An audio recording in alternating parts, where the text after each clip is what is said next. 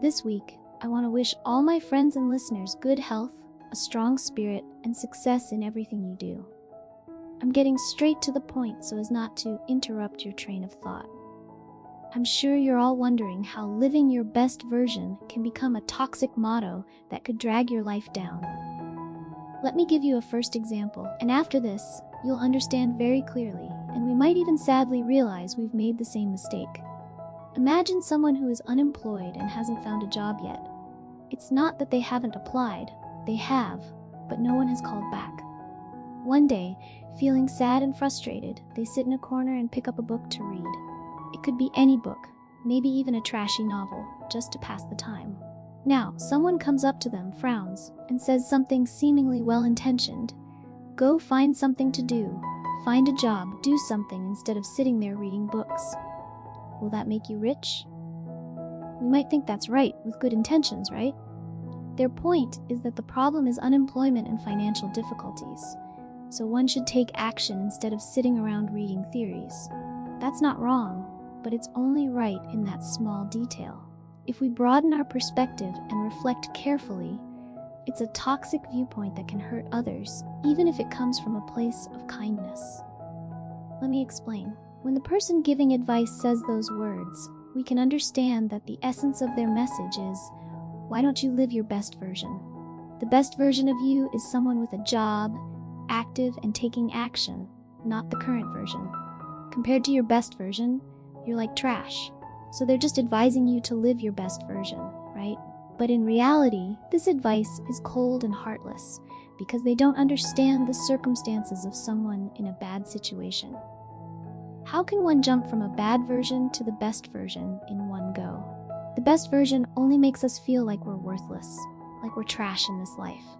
And the more we look up to the best version on a day when we're not at our best, we only feel hopeless. How can I achieve a good job, a good salary, social relationships, and happiness? It's not that I don't want to. I've submitted 8 applications and no one has called back. What should I do now? Should I just stay with my bad version?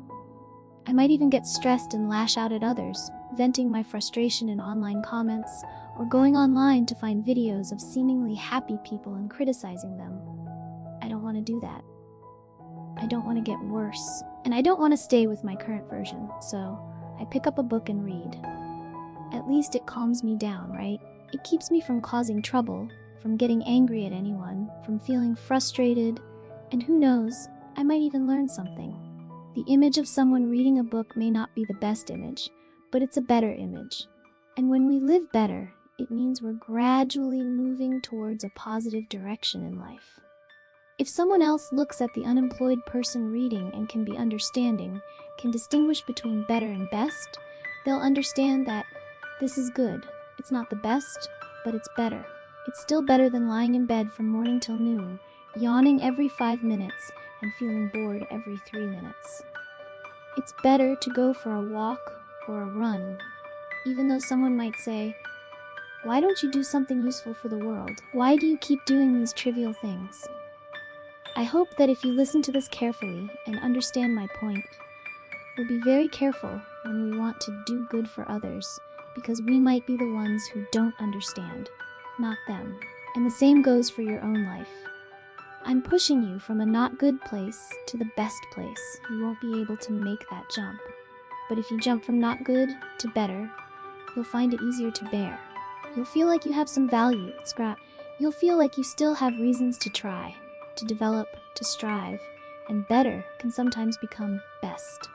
And best can sometimes be the worst in certain narrow circumstances. I gave the first example of someone looking at a person facing problems and having seemingly good intentions to help you be objective. But sometimes, now we'll return to the realm of subjectivity.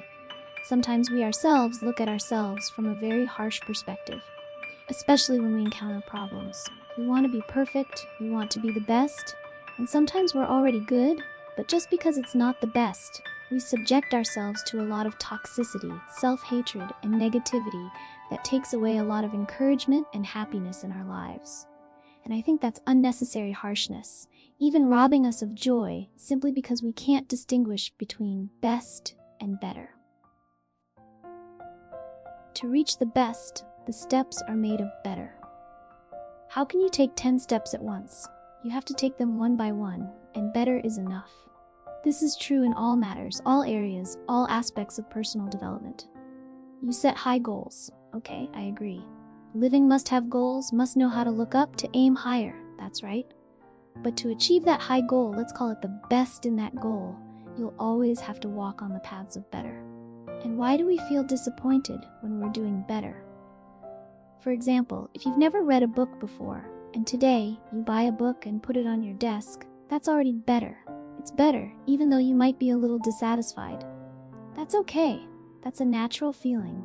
It's okay to be a little dissatisfied, to buy it and not read it, to not do anything with it. This is unavoidable. You can even scold yourself a little. That's fine. But don't let it become too extreme. If it stays like that for 10 days in a row, then I don't see any improvement. Then scold yourself. Be a little harsher with yourself. That's okay. But it's just the beginning. You've never read a book in your entire life, and now you've bought one and left it there unread. That's okay. Be a little kind to yourself. And then, the next time you read 2 pages and feel sleepy, that's okay too. It's better than before.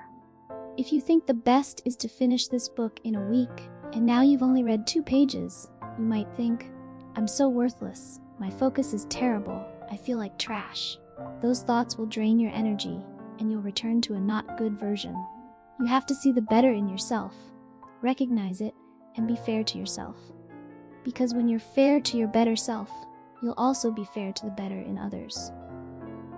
If you can't see the better in yourself when you interact with others, you'll be critical, you'll be very difficult to please, and you'll rarely support others, only oppose them.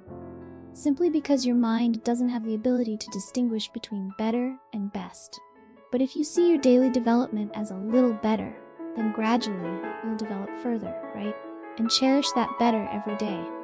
Sometimes your better is just a tiny bit, because the journey of life, the things we do, the results come slowly. It takes a long time to reach the best, and that's the law of nature. If you plant a chili pepper, the value you get is just a small chili pepper, so it's quick. But if you plant a pomelo tree, you want a big pomelo. Or you plant a jackfruit tree or a durian tree, it takes longer, right? And if you want to grow precious ginseng, it takes even longer and is more difficult. You have to protect it and do all sorts of things. It has to take time. The more valuable, the bigger, the stronger it is, the longer it takes. So in the days when you haven't achieved results, do you scold yourself every day? No, don't do that. You have to be very fair to yourself. And I think this fairness can also heal you, especially in times of failure. Typically, you want to succeed tomorrow, and if you don't, you're very disappointed. The next day, you wake up and haven't achieved the life you want. You feel terrible, and you give yourself another dose of negativity, another dose of disappointment. In the end, you don't see yourself improving at all, while your harshness, your perfectionism, is completely meaningless. It doesn't help you at all. How can you be perfect? We keep citing perfectionism, but there are things that can't be perfect, things that are subject to the laws of time. How can you be perfect now when, for example, if it takes exactly 10 months for a tree to bloom and bear fruit, you can't be perfect and make it bloom and bear fruit in 5 months. It's never possible, not even in 6 months. 10 months is 10 months. So how can you be perfect? You can only be perfect in the better, not in the best. Here's the interesting thing. Better and best sometimes switch places. When we strive for perfection in the better, that becomes the best of the present. So, if we're truly mindful and understand the best correctly, we must understand that best isn't the best of future results, which we can't control. Instead, the best is our best effort towards the better now. That's the best. Thinking this way, we'll see that in our journey, we can see our footsteps, our progress, our improvement. And every night before bed, we can look back and say, okay, today I haven't reached my goal yet. I know, but I'm not standing still. I'm not moving backward either. I'm still moving forward, and I love this process. I accept this process because, simply put, I understand that planting a chili pepper is quick, but you only get a small chili pepper. Weeds don't need to be planted, they still grow. But planting big trees takes time, and that's the law of life. We can only accept it. There's no other way, right? Understanding this will be very healing for those who are experiencing psychological problems, suffering from breakups, or feeling hurt. You wake up one day and continue with the pain and psychological wounds you're facing. I understand. I know you feel very disappointed. Yesterday I was sad, today I want to be happy. But why am I not happy? So I continue to be sad, and that sadness not only doesn't get smaller, but it gets bigger and bigger every day. And then we fall into very chaotic states of emotions and vitality. That's not good at all. I think that yesterday you were sad at level 10, and this morning you're still sad at level 10. But suddenly, while brushing your teeth, washing your face, or cooking, you realize you've forgotten that sadness for 5 minutes. Celebrate that. That's better. Don't go back to thinking, oh my God, I just forgot it for 5 minutes, and now it's back, I'm sad again. If you think like that, you won't heal. Recently, people have been hating the word healing. Do you understand why? I think it's partly due to the very expensive healing services, so people start to hate it, right? But that's a separate issue. You hating healing doesn't mean this life doesn't need healing, and I think not everyone is qualified to recognize psychological wounds. They call it mental illness. We can easily see physical wounds, but psychological wounds are very complex. And sometimes we look at someone and think this person is so thick-skinned, how can they be so weak? It means they don't realize the seriousness of psychological wounds.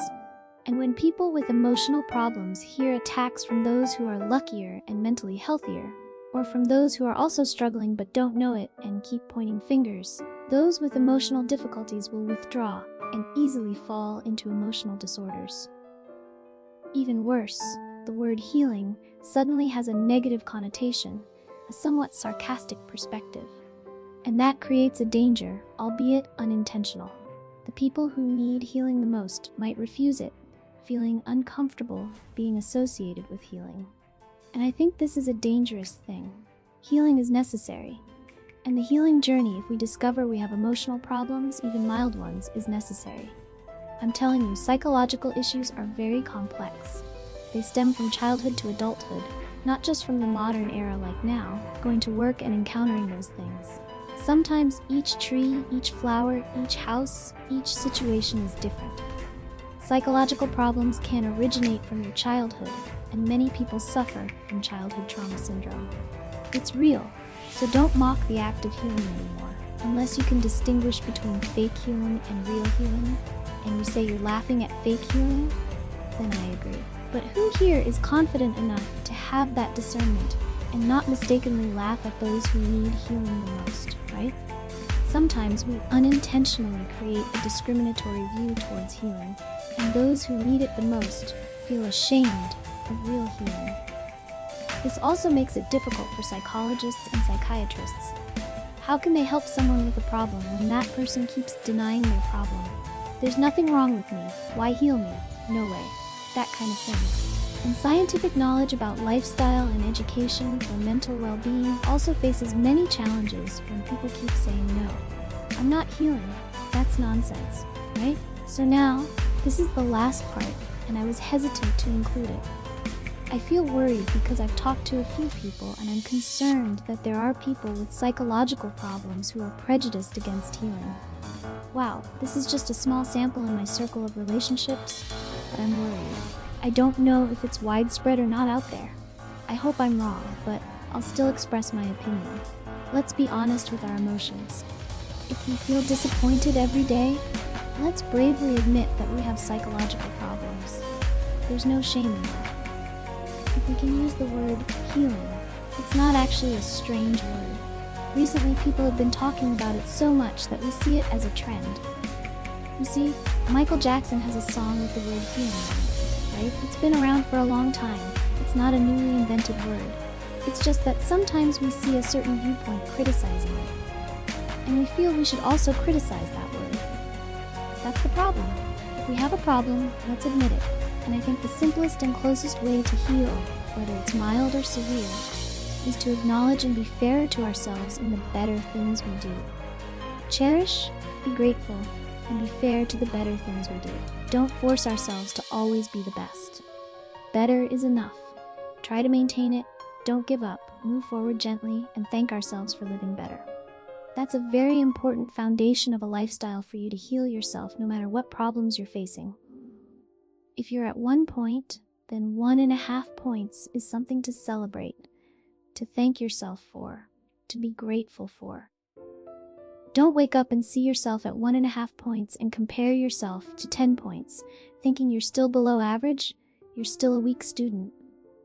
Thinking like that makes you feel like you're worthless. But if yesterday you were at 1 point and today you're at 1.5, if we quantify that as a percentage, you've increased by 50% compared to yesterday. That's not small, and let's look at our lives from that perspective.